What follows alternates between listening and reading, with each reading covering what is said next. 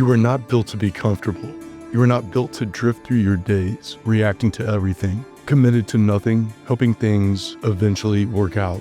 You were built for something harder than that. And somewhere in you, you already know it. The Stoics knew it too. 2,000 years ago, men who fought real wars, led real empires, and faced real death, they wrote down a code, a set of principles that told them not just how to survive, but how to be. This is the Stoic Warrior Code, and today we build it together from the ground up. The Stoics understood this, not a quote on the background version of Stoicism, not the aesthetic, not the two-sentence summary you've already seen 100 times.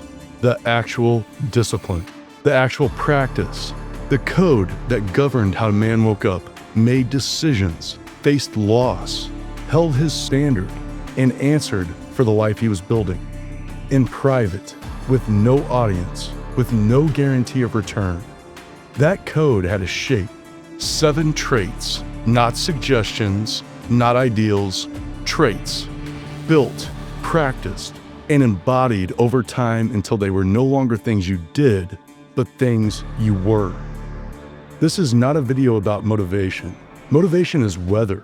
It comes and goes, and you cannot govern it. This is about something that doesn't depend on how you feel when you wake up. Something that holds when the feeling is gone, when the result hasn't arrived yet, when the road is longer than you planned and no one is watching you walk it. This is about the code. 7 traits, 1 standard. Perseverance, drive, integrity, courage, self-command, patience, and honor. We are going to build each one, where it comes from, what it demands, and what it looks like when a man actually lives it. Not performs it, lives it. By the end, you will not be inspired, you will be accountable. Let's begin. Trait 1, perseverance. Most people think perseverance means gritting your teeth, pushing harder, suffering through, refusing to stop no matter what it costs you. That's not perseverance. That's just pain with no direction. Marcus Aurelius wrote something that changed the way Stoics understood resistance. He wrote, "The impediment to action advances action. What stands in the way becomes the way." Read that again slowly. What stands in the way becomes the way. Not something to defeat, not something to survive. The obstacle itself, the difficulty, the setback, the thing that's pushing back against you, that is the path. The Stoics called this amor fati, love of fate, love of what is, not tolerance, not acceptance with clenched fists. Love. That's what most people get wrong about perseverance. They think it's about the outcome. If you push through and win, that's perseverance. If you push through and still lose, that's just suffering. The Stoics rejected that entirely. Perseverance has nothing to do with the outcome. It has everything to do with who you become in the resistance. The man who endures difficulty with his character intact, with his standards held, with his values unchanged, that man has won something. No external result can take that from him. He has won himself. You felt it, the day where everything in you says stop. Not because you're weak, because you're human. And the weight is real. That day, that specific day, is the one that matters most. Not because pushing through guarantees anything, but because that moment is the forge. That's where the trait is built. Not in the easy days, not in the days where momentum carries you, in the days where nothing is carrying you, and you move anyway. That is what the Stoics were after. Not results, character.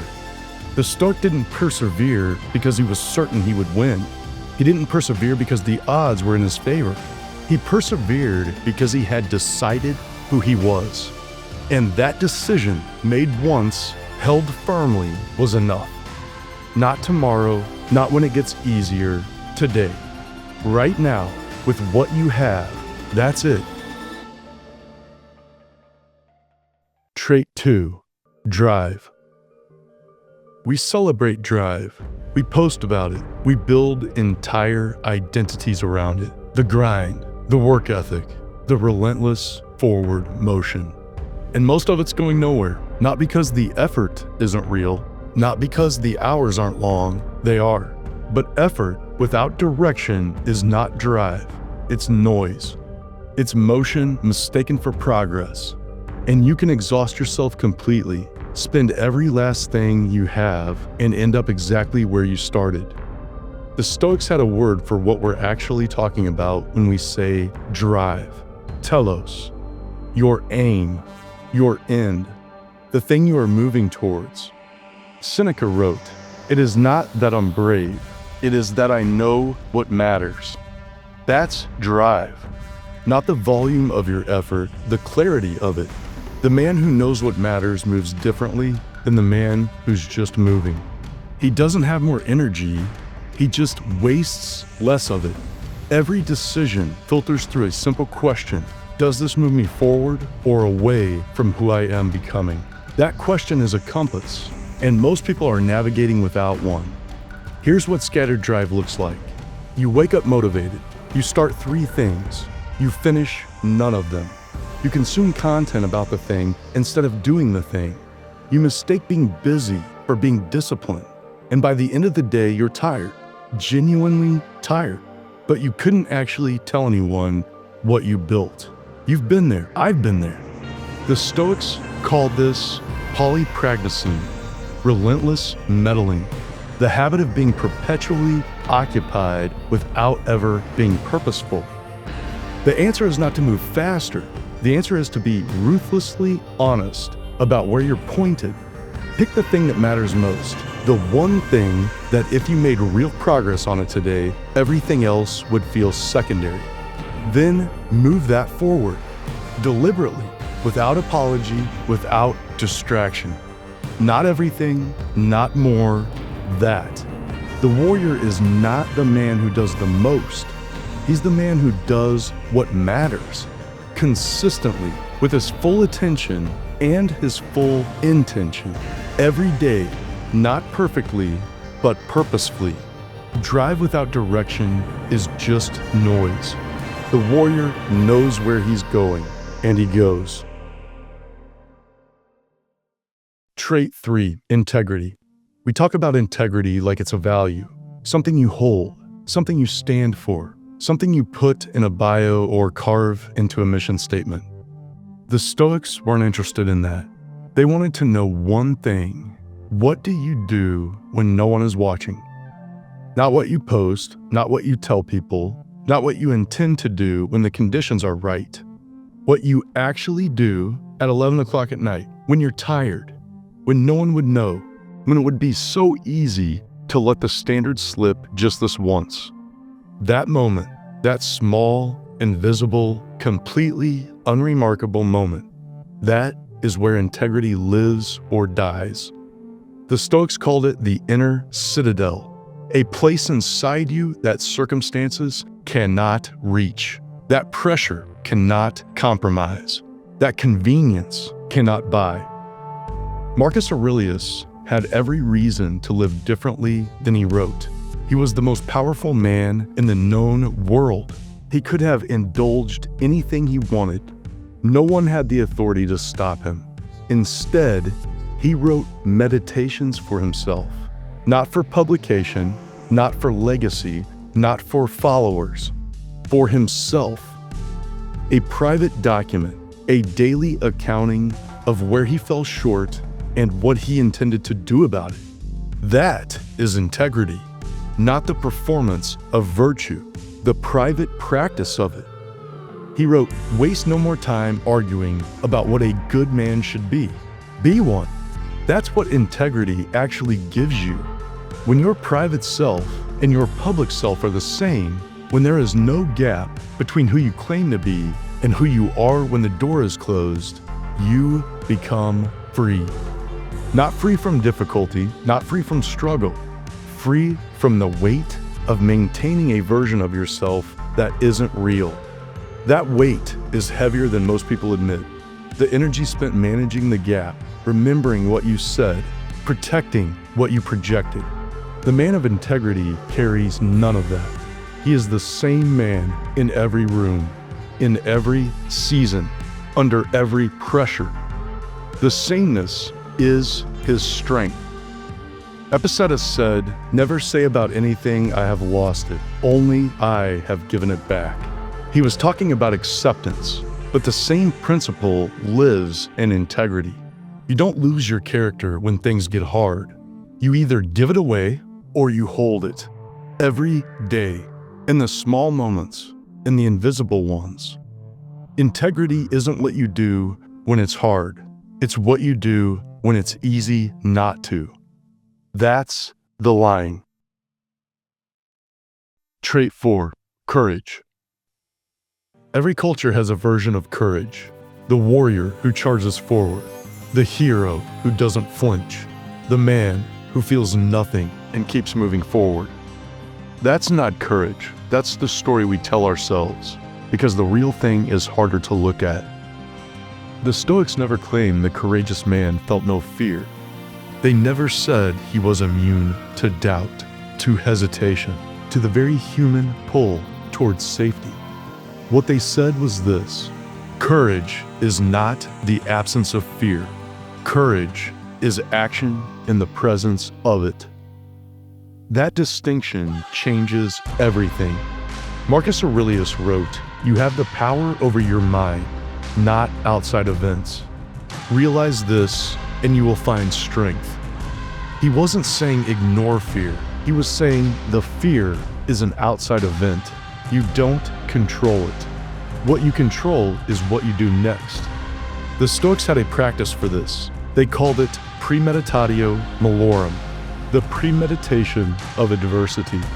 Before the hard moment arrived, they rehearsed it deliberately, calmly. They sat with the worst case. They walked through it.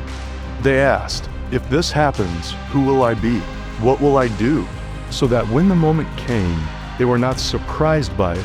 Surprise is where courage breaks down. The Stoics removed surprise from the equation entirely. There are two kinds of courage worth understanding. Physical courage, facing danger, pain, the threat of harm. This gets all the attention. And moral courage, saying the true thing when it costs you, holding your standard when the room disagrees, making the right call when the wrong one is easier, safer, quieter. Moral courage is harder because physical danger is visible. You can see the threat. You know what you're facing. Moral courage asks you to act against something invisible, against comfort, against approval, against the version of yourself that wants to take the easy road and call it wisdom. Most people never train for that. So here's the question this trait demands. What are you avoiding right now that you already know you need to face? Not someday, not when it's less complicated, not when you feel more ready. You already know what it is. You've likely known for a while. The Stoics did not wait for the feeling of courage to arrive before they acted. They understood the feeling follows the action, not the other way around. We do not wait for courage. We act, and courage follows. Trait 5. Self-command. Notice what just happened. The last section built, it lifted, it asked you to stand up and face something. And now, stillness. Not because the intensity is gone, because it's being commanded. That's the difference. Of all 7 traits in this code, the Stoics returned to this one the most. Not courage, not perseverance. This one they called sophrosyne. Temperance, self-mastery. The ability to govern yourself from the inside without needing outside pressure, outside accountability, or outside consequences to keep you in line. Epictetus said it plainly, no man is free who is not master of himself. Not free from circumstances, not free from difficulty, free from himself, from his own impulses, his own actions, his own worst instincts. That is the highest form of freedom the Stoics knew. Here's what self-command is built on: the gap between what happens to you and what you do about it. Someone says something that lands the wrong way. Something falls apart. A plan fails. A person disappoints you. In that moment, before you speak, before you act, before you react, there is a gap. Most people don't know that gap exists. They move from stimulus to response so fast that it feels automatic, like they had no choice. The Stoics called that pathe, undisciplined impulse, passion that bypasses reason and pulls you somewhere you don't choose to go. And they spent their entire lives training to widen that gap. The practice is simpler than it sounds. Pause before you speak, before you send the message, before you make the decision in the heat of the moment. Not because you're uncertain, not because you're weak, because you're in command. That pause, that single breath of deliberate space between what happened and what you do next is not hesitation. It is the most powerful move available to you in that moment. The man who pauses has already won something. The reactive man never will. He chose his response. He didn't just have one. We live in a world that rewards reaction. Fast takes, instant responses. The man who fires back first. The one who's loudest, fastest, most visceral. The Stoics would look at that world and see a room full of men who are not free. The most powerful man in the room is rarely the loudest. He's the one who chose, deliberately, what he said and what he didn't. Trait 6. Patience. Nobody sells patience. You won't find it on a motivational page. You won't see it trending. There's no highlight reel for the man who waited. No montage for the years of quiet, unglamorous preparation before anything visible happened. We don't celebrate patience. We call it stagnation, complacency, settling. The Stoics called it wisdom. Marcus Aurelius became emperor of Rome at 39 years old. He had been preparing for nearly 2 decades before that day. Not preparing in the way we think about preparation, not hustling, not building a personal brand, not positioning himself for the role. Studying, writing, thinking, sharpening his character in private, with no guarantee that any of it would ever matter publicly. 19 years of becoming the man before he was ever asked to be the emperor. Stoics understood something about time that our culture has almost entirely forgotten. Time is not your enemy. It is the medium in which character is built. You cannot rush it. You cannot compress it. You cannot shortcut the years that turn a man who knows the right things into a man who is the right things. There is a version of you that exists on the other side of patience, not the other side of hustle, not the other side of a breakthrough moment, or a viral week, or a perfect decision. The other side of patient, steady, daily work, done without recognition, without guaranteed return, without anyone watching and applauding. That version of you cannot be manufactured. It can only be grown. Here is what patience is not. It is not passive. It is not resignation. It is not the slow drift of a man who has quietly given up and called it acceptance. The Stoics were not passive men. Patience, real patience, is the discipline of continuing to build when the results haven't arrived yet, of showing up to the work when the work isn't rewarding you back, of trusting that the accumulation of small, right actions is compounding in ways you cannot see or measure. You've been here before. The growth feels slow. The progress feels invisible. You're doing the work and the work doesn't seem to be working. That is not a sign that something is wrong. That is the season of patience. And it is doing something to you that the easy seasons never could. There is an old idea, older than Stoicism, that a wise man plants trees under whose shade he will never sit. He does not plant them for the reward. He does not plant them because someone is watching. He plants them because it is the right thing to do with the time he has been given. The warrior thinks in years, not weeks. He builds what matters at the pace it demands, without apology for how long it takes. Patience is not the absence of action. It is action with a longer view. Plant the trees. Trait 7. Honor. 6 traits: perseverance, drive, integrity, courage, self-command, patience. Each one a discipline, each one a practice, each one a daily choice made in private, where no one is keeping score and no one is watching. Now we arrive at the one that holds them all together: honor. The Stoics did not think of honor the way we do. We've reduced it to reputation, to how you're seen, to whether the room respects you, and what the people around you think of the life you are building. That is not honor. That is performance. Kalos, kagathos, the ancient Greek ideal, beautiful and good. Not beautiful in the eyes of others, good in the substance of who you actually are. The Stoic warrior does not pursue honor. He becomes the kind of man with whom honor cannot be separated. That is the distinction. Marcus Aurelius wrote, "If it is not right, do not do it. If it is not true, do not say it." Not if it is not right, reconsider it. Not if it is not right, weigh the consequences. Do not do it. That is not a philosophy. That is a standard. An absolute line drawn not by external law, but by internal character. Honor is what remains when no one is watching, when there is nothing to gain, when the compromise would go undetected, and the easier road is available and no one would ever know.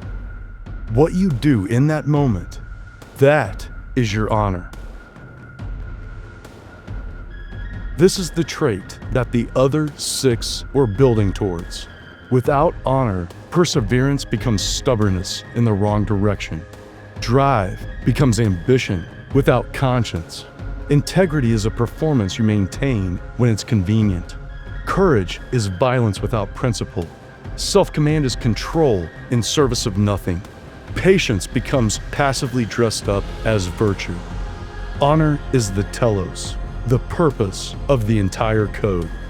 It is the reason you persevere, the direction you drive points, the foundation your integrity stands on, the cause your courage serves, the standard your self-command protects, the thing your patience is building towards. Without it, the other 6 are skills. With it, they become character. The world will offer you 1,000 reasons to lower your standard. It will tell you that everyone cuts corners, that the rules are different at the top, that the man who holds the line too tightly ends up alone. Let it say what it wants. You are not building a life for the approval of people. You are building something that will outlast the noise, something your name can stand behind when you are no longer in the room to defend it. That is what honor demands, and that is what honor gives back. Hold the line.